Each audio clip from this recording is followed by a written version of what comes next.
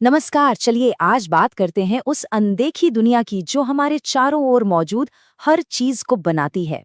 हम अणुओं के उस गुप्त नृत्य को समझने वाले हैं जो पदार्थ की अलग अलग अवस्थाओं को जन्म देता है। तो चलिए सीधे मुद्दे पर आते हैं और एक सवाल से शुरुआत करते हैं। एक सख्त पत्थर, बहता हुआ पानी और वो हवा जिसे हम महसूस तो कर सकते हैं पर देख नहीं सकते। ये तीनों कितनी अलग अलग चीजें लगती है ना? पर क्या कभी सोचा है कि इन सब में एक बहुत गहरा कनेक्शन है? जवाब है बिल्कुल, ये सभी पदार्थ हैं। देखिए, विज्ञान की भाषा में पदार्थ हर वो चीज है जिसका कुछ वजन होता है और जो जगह घेरती है। मतलब ये कुर्सी, ये स्क्रीन और हम खुद भी, सब कुछ पदार्थ के ही अलग अलग रूप हैं। तो सवाल ये है कि ये पदार्थ बनता किससे है?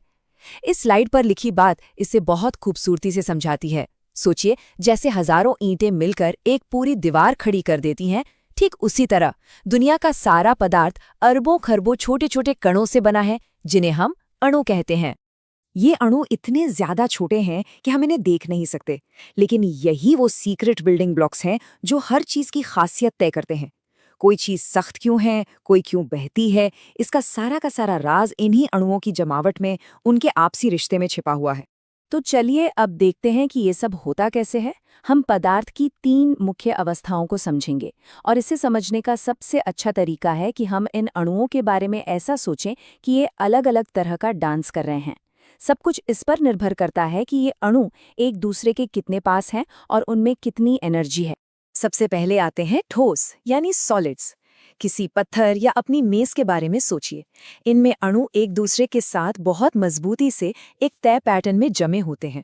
वो कहीं जा नहीं सकते, बस अपनी जगह पर हल्के हल्के कांपते रहते हैं। यही वजह है कि ठोस का अपना एक पक्का आकार और आयतन होता है।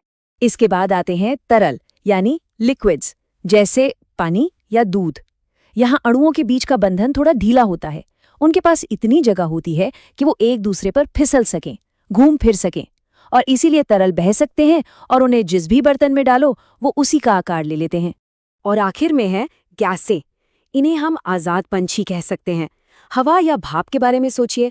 गैस में तो अणु एक दूसरे से बहुत दूर दूर होते हैं और पूरी तरह से आज़ाद होकर तेजी से इधर उधर घूमते रहते हैं।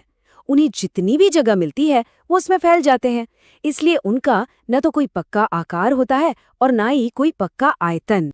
अच्छा, अब ये टेबल देखिए। ये सब कुछ एक साथ बहुत साफ साफ दिखाती है।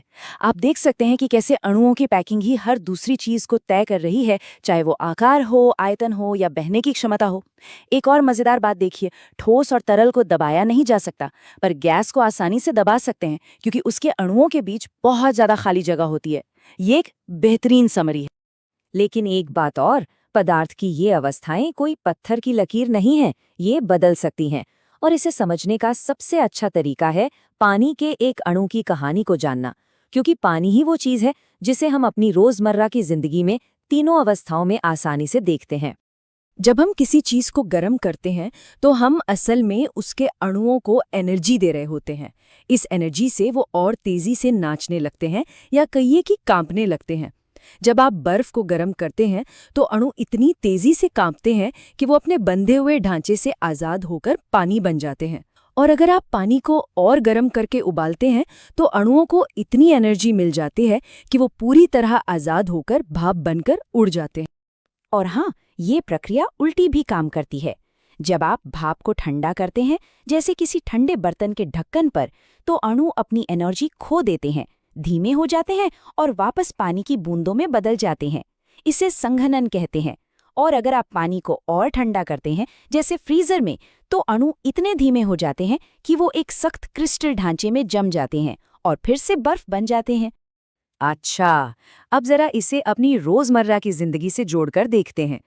क्या होता है जब हम अलग अलग तरह के पदार्थों को पानी जैसे किसी तरल में मिलाते हैं?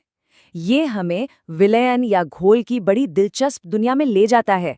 सोचिए, आपने पानी में चीनी घोली, थोड़ी देर में चीनी गायब, कहाँ गई? वो एक विलयन बना चुकी है।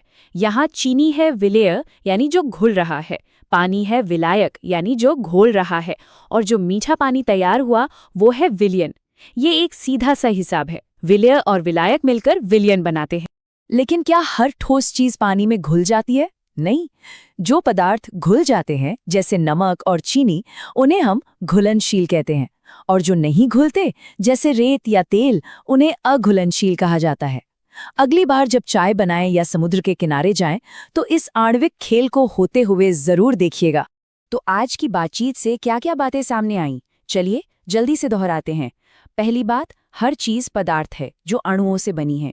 दूसरी, इन अणुओं की जमावट, चाहे वो कसकर बंधे हो, ढीले हों या आजाद घूम रहे हों, यही तय करती है कि कोई चीज ठोस, तरल या गैस है।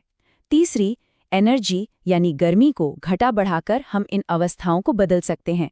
और आखिर में हमने ये भी देखा कि कैसे पदार्थ मिलकर विलयन बनाते हैं। और अब जाते जाते एक सवाल, हमने 3 सबसे आम अवस्थाओं की बात की, लेकिन क्या कहानी यहीं खत्म हो जाती है? क्या ये मुमकिन है कि पदार्थ की और भी अवस्थाएं हों, शायद ऐसी जो बहुत ही ज्यादा गर्म या ठंडी जगहों पर मिलती हों, जैसे सूरज के अंदर?